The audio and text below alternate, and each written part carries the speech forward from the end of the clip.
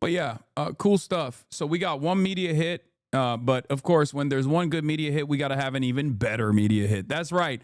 Ladies and gentlemen, as you guys know, I did a double Hassan versus Hassan show recently. Okay.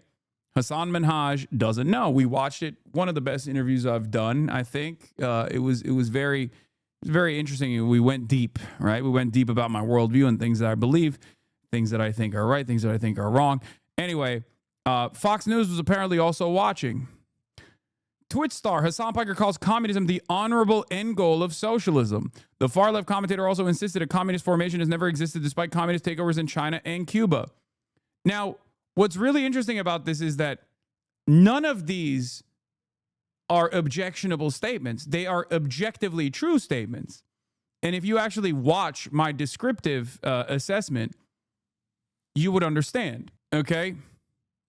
Left-wing Twitch streamer Hassan Piker defended communism as the honorable end goal of socialism and the distribution of goods to the working class on Wednesday. Piker sat down with comedian Hassan Minhaj on his podcast where the two discussed progressive issues, including the definition of socialism. Socialism is redefining and reorienting the classes politics that we currently have away from the capital-owning class, owning both the means of production and virtually every facet of power, and redistributing it in a democratic fashion back to the largest class, the working class, Piker said.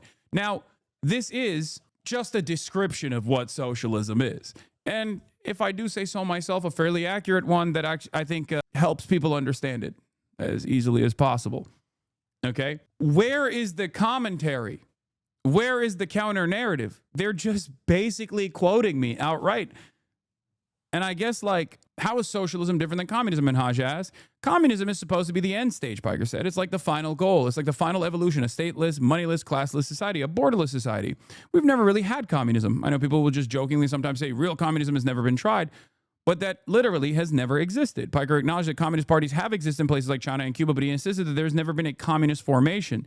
He added that he doesn't consider being called a communist an insult since he believes communism is an admirable goal. I wouldn't say I'm a communist, but when people call me that, I don't really care because I'm like, I think that's pretty cool. It's Star Trek. It's the Star Trek universe. They have a moneyless society. I feel as though that is definitely an honorable end goal to reach where we have all of our needs met. This is just a transcription of the podcast. And I sometimes think to myself, who is this for?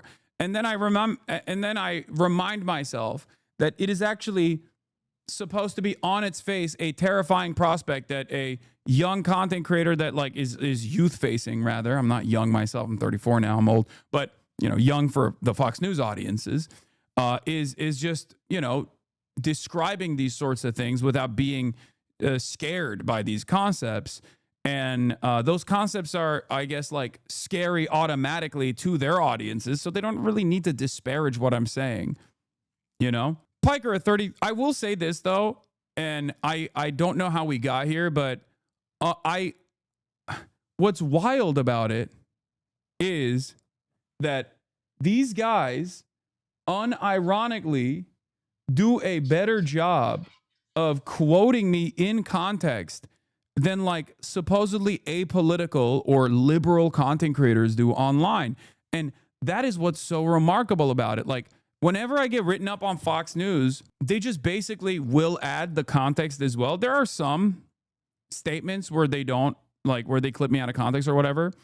But I do find it really funny that they do a better job of accurately describing my politics and letting my words speak for itself instead of just like actively trying to undermine it in the way that like some of these fucking idiotic slop tubers have done for a very long time. I don't know what to make of that. Piker, a 33-year-old Turkish-American commentator who lives in California and grew up in Istanbul, is a former producer of the far-left internet commentary program The Young Turks. Is the nephew of co-creator Cenk Uygur. His Twitch streams regularly hit over 1 million views, often has 30,000 viewers at any given time. In his videos, Piker is known to push controversial views such as downplaying Hamas's actions during October 7 attacks and claiming that the U.S. deserved 9/11. Despite his outspoken support for socialism, Piker came under controversy in 2021 after it was revealed that he bought a nearly $3 million home in West Hollywood. He defended his purchase on social media, suggesting it was part of living in Los Angeles. Pretty much everyone's argument reduces to, I live in LA. The housing market here is fucked. Why is the argument that I should keep renting or that I should go gentrify somewhere else? Will this solve the problems? No. People are mad because lefty with house. That's it. He wrote. This is amazing. Like, this article is like written as though it's a puff piece.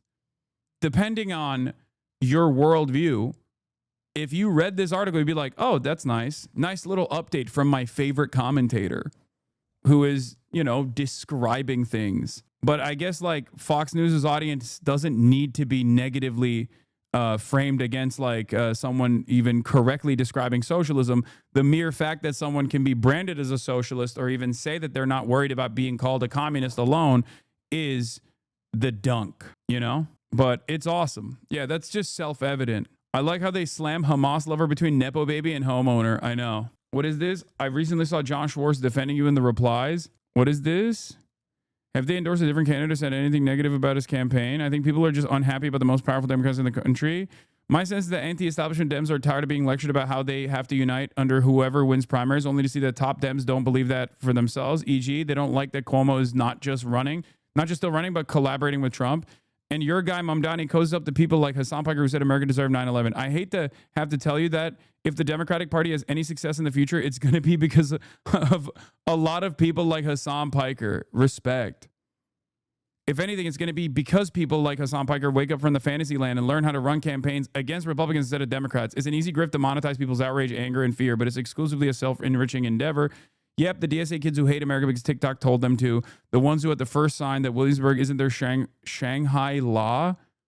He tried to say Shangri-La, but says Shanghai law. Any longer will run back to Iowa. That's a ringing endorsement of a party. These guys live in fantasy land. The people are not angry because TikTok told them to be angry. The people are angry because they can't fucking pay for things. Okay?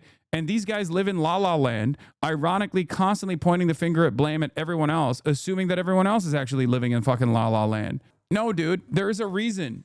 And it's not because like the youth have been brainwashed by myself into believing, a dictatorship of the proletariat is the proper way to go about it. The reason why people have arrived at this conclusion is because they've run out of options.